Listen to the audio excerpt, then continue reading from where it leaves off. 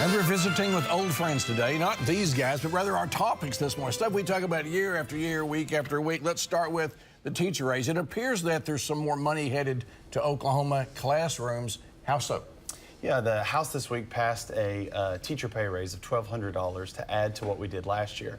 I think it's a great show that we were listening last session to what teachers were asking us. I've had teachers in my office this week, though, also saying, hey, a teacher raise was needed, but what's also needed is more money in the classroom. That's still a priority inside the building for us to put more money into the classroom. Look, we need money in the classroom and we need teacher raises. We had a report out not too long ago that 30,000 teachers had left the state over the last number of years.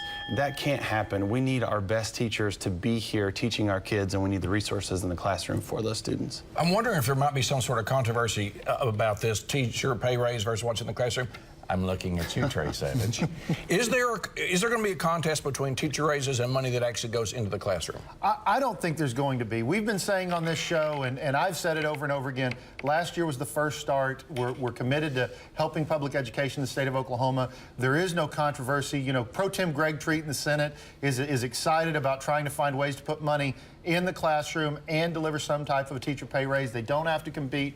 The House is excited about that. I don't think there is any controversy, and it's kind of wonderful right now. You have the Republicans, the Democrats, the House, Senate's coming together saying Oklahoma education is a priority.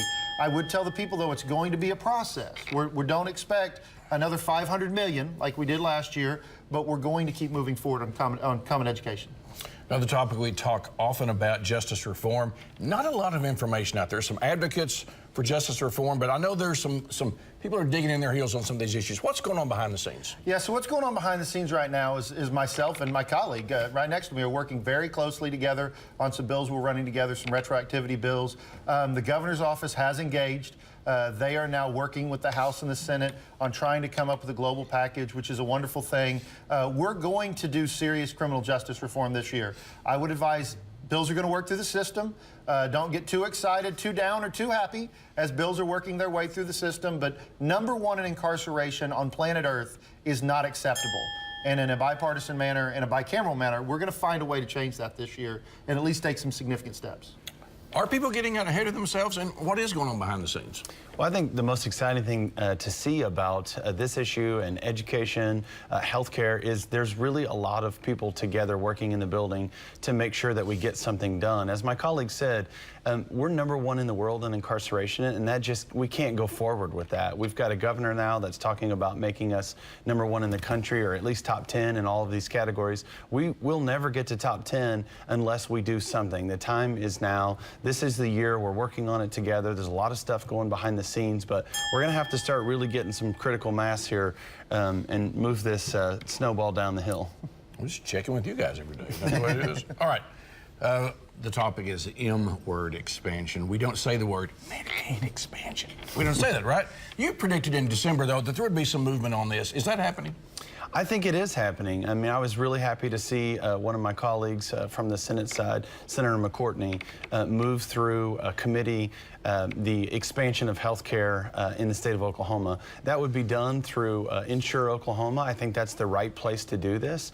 It's basically saying we're not going to make health care political. We're going to understand that bringing $1 billion back of our taxpayer money to the state of Oklahoma to work on the health and wellness of our citizens is the most important thing. So I'm excited to see it moving forward. I hope that we'll have continued dialogue about it, and, you know, come May, see if we have something to vote on. Now, you've said we're not going to have full tilt boogie Medicaid expansion, but are you pleased with where this is all going in terms of ensuring more people in Oklahoma? I am pleased, and I'm very pleased with how this whole thing is playing out. You're seeing a great opportunity where there is a divide between the Republican Party and the Democrat Party. The Democrat Party would prefer full-blown Medicaid expansion. The Republican Party wouldn't. But instead of concentrating on what we disagree with, we're concentrating on what we can agree on. Right now, we're looking and exploring, it's called waivers. They're exceptions to the traditional Medicaid system where we could bring some of those federal dollars back, but not spend them on able-bodied adults who are capable of working. Instead of bickering and fighting over what we disagree on, we're looking at this waiver system and realizing there could be some bipartisan if both sides give a little bit. There's an opportunity here to do it an Oklahoma way. All right, our fourth fun topic this morning, we haven't talked about this. It doesn't say marijuana there. It was the unity bill. But this hasn't been something a lot of people have been talking about out in the press, out in the public. What's happening with the deliberations on medical marijuana? Yeah, so what's going on with 788 right now is what's commonly referred to as the Unity Bill. It is going to be the framework by which we are going to implement, or I should say further implement, it's already been implemented, the medical marijuana system. It has done its very best to implement the will of the people. This bill shows the very best of us, and I'm proud to be a co-chair of the bipartisan bicameral committee. This bill was voted out with full support by all House Democrats, all House Republicans, all Senate Democrats, all Senate Republicans on the bicameral committee. It's not everything I want, but I think it does a great job of implementing the will of the people and giving us a framework where we can continue to move forward with what the people told us to do. I hope this is a sign of things to come and we do more things this way. Are you feeling the love on the Democrat side?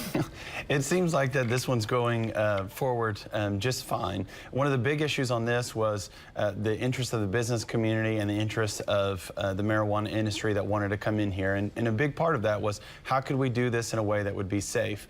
Labeling and tracking was a big part of this, and it looks like in this Unity Bill, the state of Oklahoma have some of the best labeling tracking in the country when it comes to how we're preparing and making this safe for those in the state of Oklahoma and for businesses to make sure that they're protected as well. So it looks like that this one's moving just forward just fine. So. Well, thank you very much. Thank you for watching Your Vote Counts. See this again at news9.com/YourVoteCounts, and follow me, Scott Mitchell, on Twitter @MitchellTalks.